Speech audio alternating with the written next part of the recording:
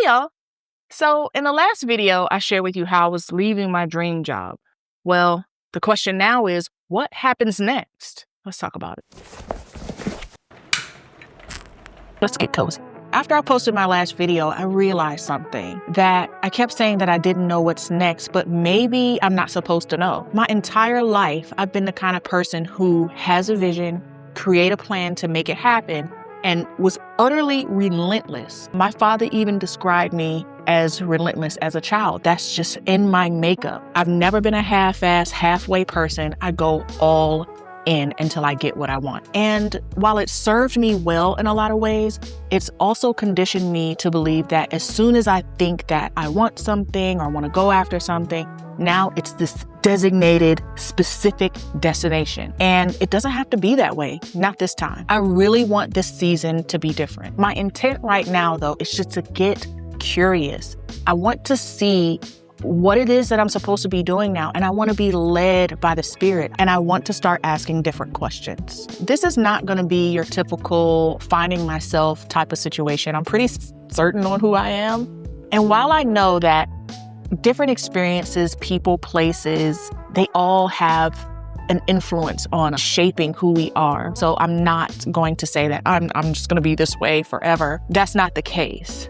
But I do believe that this is more of a finding my place as opposed to finding out who I am. So the questions I do want to ask, what does Veronica want right now? What do I enjoy?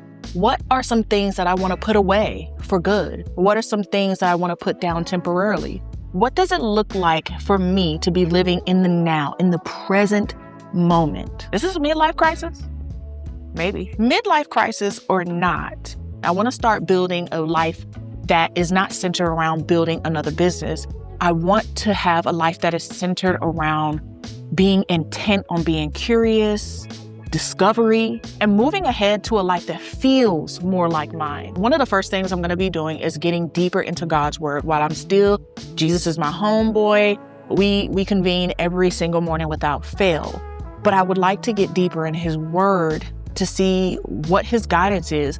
How can I ascertain what your will is for me in this life? And I'm not waiting for some big giant sign like a burning bush or anything like that, but literally, I want to be able to hear God's voice clearly and know which direction I'm supposed to go from here. When I make even a little bit more space for God, that allows him to lead me and to help me find the answers as opposed to me trying to manufacture them on my own. Also, journaling is going to be a big part of that because it used to be that my program was listen to or read the devotion for the day, pray, and then dive right into my journal. And I stopped doing that.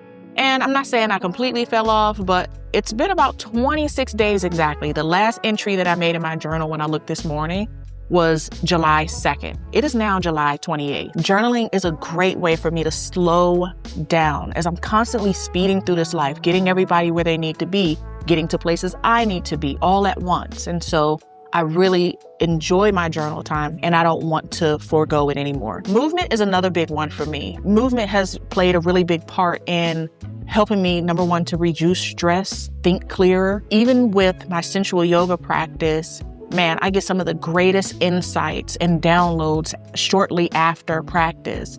And it's so amazing. And since making my fitness journey a priority over the last year, movement has been a really big one for me. So asana practice, I get some of the greatest downloads and insights after finishing my sensual yoga practice. And it's helped me to slow down and to really be in the moment.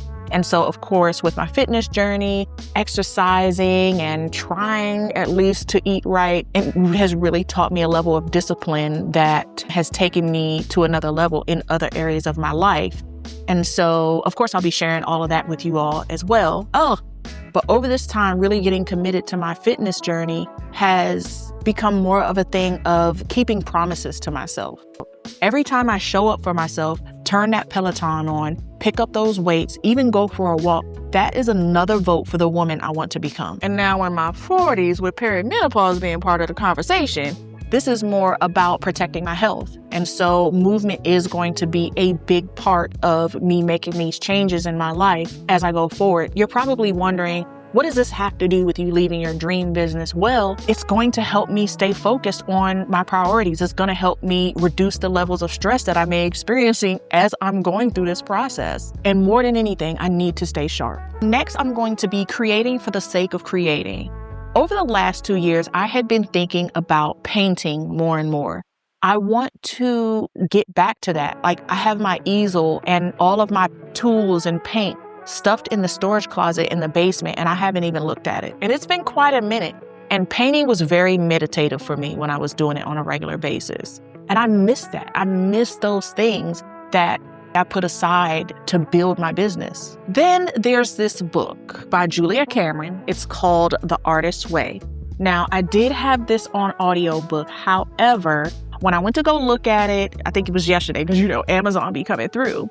So I went to go look at it yesterday and I saw that there was a workbook. I was like, okay, you're going to buy the hard copy and you're going to do it cover to cover.